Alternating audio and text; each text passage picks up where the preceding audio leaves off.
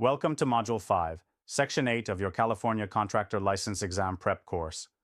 In this section, we're focusing on interior wall construction, drywall installation and repair, and trim carpentry, fundamental components of residential remodeling work that fall squarely within the scope of a B2 residential remodeling contractor. These tasks not only impact the structure's aesthetics, but also serve critical functions in fire safety, sound control, and energy efficiency. Mastering this work and understanding your legal limitations will position you as a professional who can deliver clean, code-compliant results across a wide range of projects. Let's start with interior walls. As a B2 contractor, you're allowed to build non-load-bearing interior walls as part of a remodel.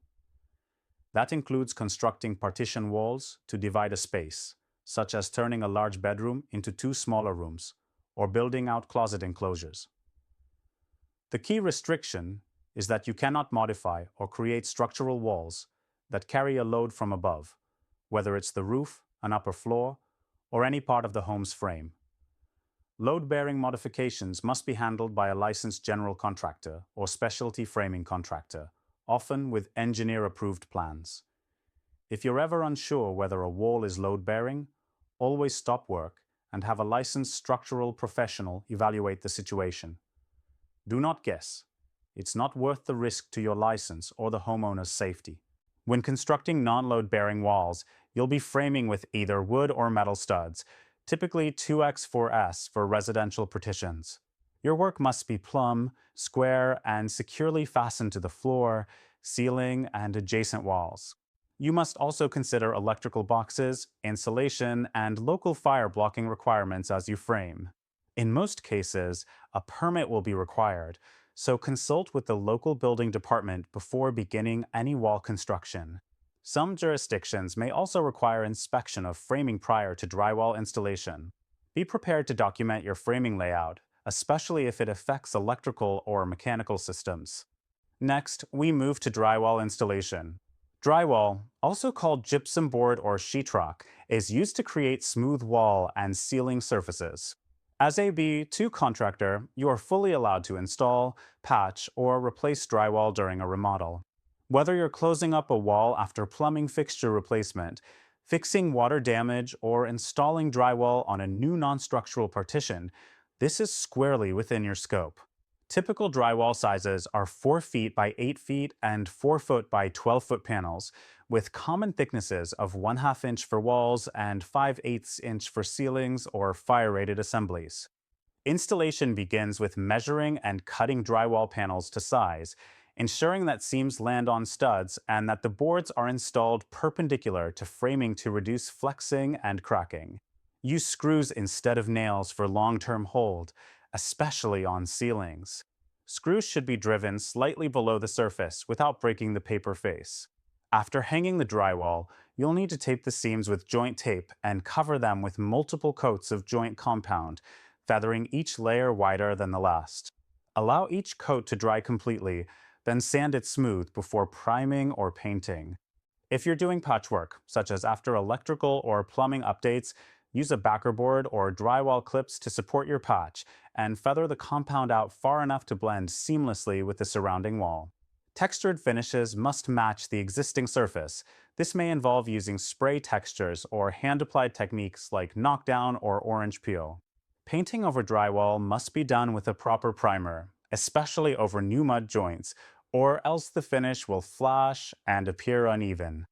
In some remodeling jobs, you'll also be required to install moisture-resistant drywall, often called green board or purple board, especially in bathrooms and laundry areas.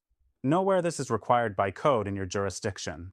You may also work with fire-rated Type X drywall around garages or between attached living spaces and garages, another detail you must not overlook if it's part of the project scope. Now, let's discuss trim carpentry. Trim, or finished carpentry, includes baseboards, door and window casing, crown molding, share rails, and decorative paneling. All of this falls well within your scope as a B2 contractor. Good trim work elevates a remodel's quality and requires precision measurements, miter cuts, and tight seams. Use appropriate saws, Usually a miter saw for angles and a coping saw for inside corners, and fasten trim securely with brad nails or finish nails. Always caulk the tops and seams, fill nail holes, and sand before painting for a professional look. Trim carpentry is as much about consistency as it is about skill.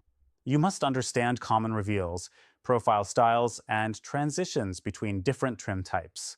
Matching existing trim during partial remodels can be tricky, so inspect carefully and, when in doubt, replace full runs for a uniform look. Be especially cautious around doors and windows, where gaps or misalignment can create noticeable imperfections. One special area where drywall and trim meet is around openings and transitions.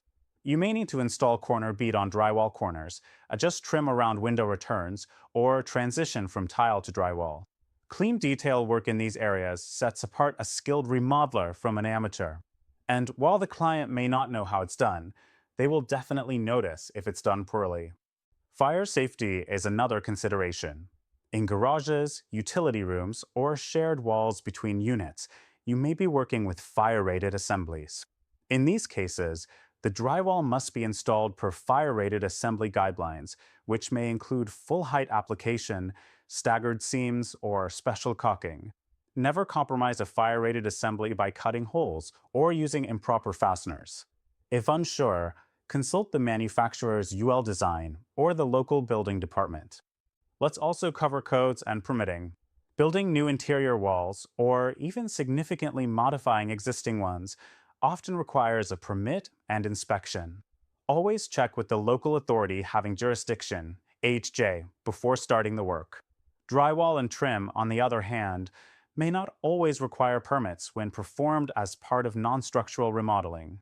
However, they are still subject to code compliance, especially in areas where fire rating or moisture resistance is required.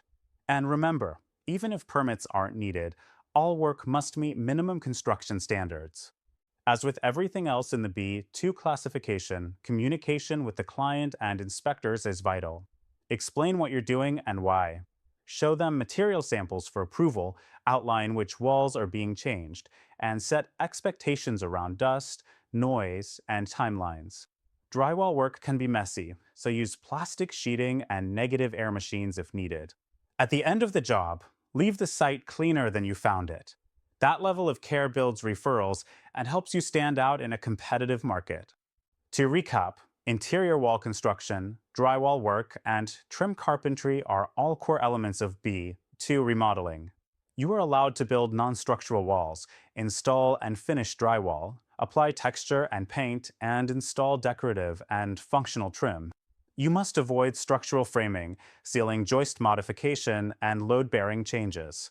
Always follow code requirements, use the right materials in the right locations, and pay attention to finish quality. These skills are among the most visible to clients and inspectors alike, and mastering them is key to running a successful remodeling business in California.